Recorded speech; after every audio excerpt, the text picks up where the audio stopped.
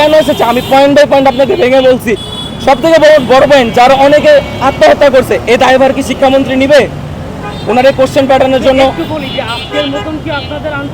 জি, আজকের মতো আমাদের আন্দোলন স্থগিত। আমরা আজকে এখানে অনেক স্টুডেন্ট আসেনি, অনেক জায়গায় আটকে পড়েছে, বৃষ্টি হচ্ছে, এবং আমরা চাচ্ছি না এখানে রাস্তা আটকে সাধারণ জনগণের কোনো ভোগান্তি সৃষ্টি হোক।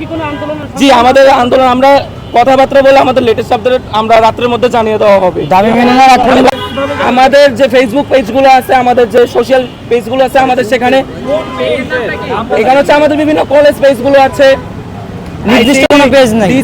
ডিসিআন সব কলেজ থেকে একটা পেজ থাকে, আপনি ফেসবুক খুলে দেখতে পাবেন। কারণ এখানে অনেক পেজ খোলা হচ্ছে। আমি প্রথমে আপনাকে বলছি এখানে থার্ড পার্টি ঢুকে গেছে। এখানে ভেঙে বলতে গেলে এখানে অনেকে রাজনীতি ঢুকাচ্ছে। আমরা কেউ রাজনীতির পক্ষে না, আমরা সাধারণ স্টুডেন্ট, আমরা 26 বছর শিক্ষার্থী, আমরা কোনো সরকারের বিপক্ষে না। এবং এখানে যারা রাজনীতি ঢুকছে আমরা রাজনীতির পক্ষে না, আমরা জাস্ট আমাদের দাবির পক্ষে। আমাদের প্রত্যেকে আমাদের যে ভোগান্তিগুলো হচ্ছে, আমরা যেভাবে সাফার করতেছি, আমরা এই সাফারগুলোর থেকে একটা সলিউশন চাই, আমরা সার্ভাইভ করতে চাই। That's it.